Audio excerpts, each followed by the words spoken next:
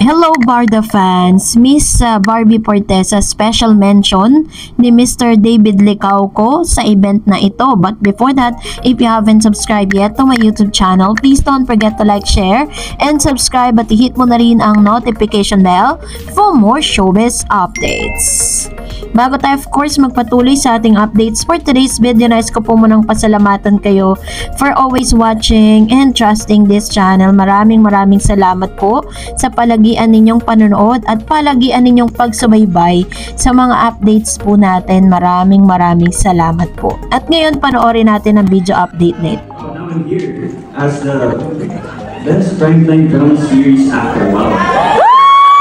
It was funny because all throughout my career, people would criticize the actor. Paano mo romante? Sana hindi na maging actor. Sana puro pa cute, diba? At he's cute. I am up here because I had a dream.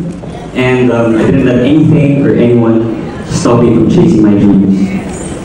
There were a lot of sacrifices, a lot of challenges, a lot of failures along the way.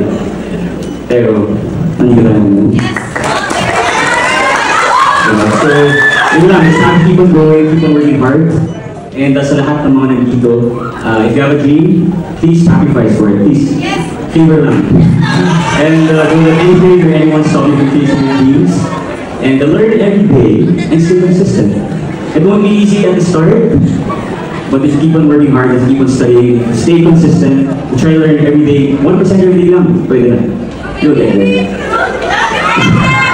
Thank you so much again to Latin Ustawan National Media Awards for recognizing my cuteness. For my hard work.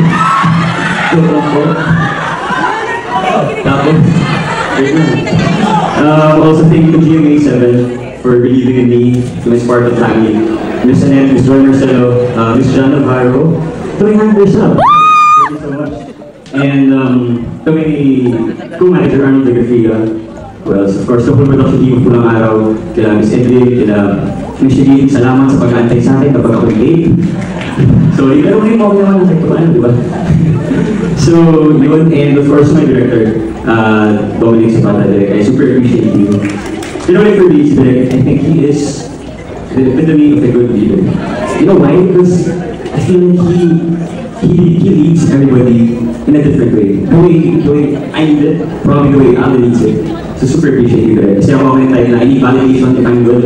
And in every scene, he would show me na did a good job. You know, and super appreciate you guys.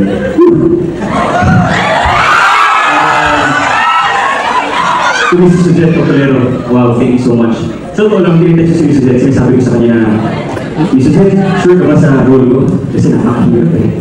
Pero, di ba, nagtiwala siya sa akin, kaya super thank you. And love you. And, yun lang, hindi naman siguro sa video ko mga nakikita. Oo nga pala. Sabihin natin, last but not the least, thank you to Barbie. She inspired me to be a better actor. That's true. And, sino ba? Sa lahat ng kasama ko sa Pilapano, Baby Zone, Shell, Alden, of course, and Sunny Lopez. Kinuha ng mga first scene natin dahil hindi ko, baka hindi ko kaya. Nagwagi si Mr. David Licauco bilang Best Actor in a Primetime Drama, no? Kung saan pinasalamatan niya ang lahat ng kanyang mga nakasama, director, producers, and of course hindi niya rin po kinalimutang pasalamatan si Miss Barbie Forteza na masasabi niyang isa sa mga talagang nagpo-push sa kanya at nagmo-motivate para talagang galingan dun po sa craft na meron po siya ngayon. Lalo na't ilang beses po silang nagka-eksena at magkasama sa mga teleserye and sa mga movies. Kaya naman sobrang kilig na kilig ang ilang sa mga Barda fans nang mabanggit nga ni Mr. David Licauco ang pangalan ni Miss Barbie Forteza. Ano naman kaya ang pakiramdam ni Barbie na isa siya sa special mention ni Mr. David Licauco sa kanyang speech? And of course, namataan din po si Mr. David Licauco and Barbie Fortesa na magkasamang may ginagawa na bagong proyekto. So, abangan natin yan.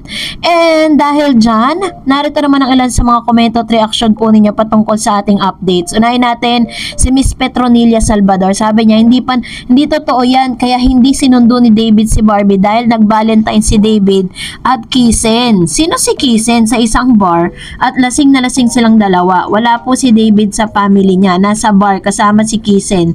Tape ni David ang lasing type no ni David ang lasinggera. Nasaan po ang pruweba ninyo, Miss Petronilla Salvador, na may kasama siyang ibang girl? At sino po si Kisen? Hindi ko po maintindihan yung sinasabi po ninyo na Kisen, ano. Ngayon, kung hindi nyo po talaga gusto ang Barda, pwede na po kayong umalis. Sabi ni Miss Julieta Bato, nakakainis yung GMA, bakit nila ipapareha sa iba? Dapat alagaan ng GMA ang Barda. Hindi yun si Sanya kasi kahit isingit sila ni Sanya, hindi naman sikat si Sanya, never na panoorin ng Barda ang movie ni Sanya, sama na ugali. Ay, may mga ganong hanash. But anyways, so ganun po yung ilan sa mga komento. No? Hindi pa man na ipapalabas yung movie ni Sanya tsaka ni Mr. David Licauco. Parang wala nga po ako naririnig na any promotion with regards to that movie eh. And another one, sabi ni Pamela Villarmino, Varda forever, God bless and more blessings to both of you. Yan, to naman yung kanyang komento with regards to this. Umuulan po ng lapping emoji, celebration tsaka ng heart emoji. Yan, ganyan ka-excited at ganyan kasaya si Miss Pamela Villarmino sa mga updates natin patungkol kay Barbie tsaka kay Mr. David Licauco, no? So, sana lahat ng Barda fans ganito ka-positive. Kaso nga lang, may mga lumilitaw pa rin talaga ng mga bashers eh. So, thank you so much, Ma'am Shi and Miss RD So. Sana may project sila ni Barbie. Wait lang kami. Wow, we're all happy. Thanks sa good news. God bless. And Miss Anita Diaz, nobody else but Barda for me. Watching from Chicago. Ayan, to naman yung kanyang komento with regards to this. So, masaya po tayong marinig ano, na may mga ganitong tagpo si Miss Barbie tsaka si Mr. David Licauco. At yun po talaga yung kaabang-abang. Ano nga ba talaga yung gagawin nilang bagong proyekto na mapapanood ng lahat? Sabi ni Miss Balano Susan, forever Barda. Ayan. So, ito naman yung kanyang comments. And Miss Rodora Crisostomo, hug na lang, balikan. Wag na yan. Wag nang balikan ang nakaraan at wag nang sulyapan pa kasi yan ang makakasira sa Barda. Ibig kong sabihin, kung tapos na yung relationship ng bawat isa, okay na yun, move on na lang kasi parang naghahabol pa yung mga ex nila like Kisen to David ang nakita daw na magkasama sa isang bar.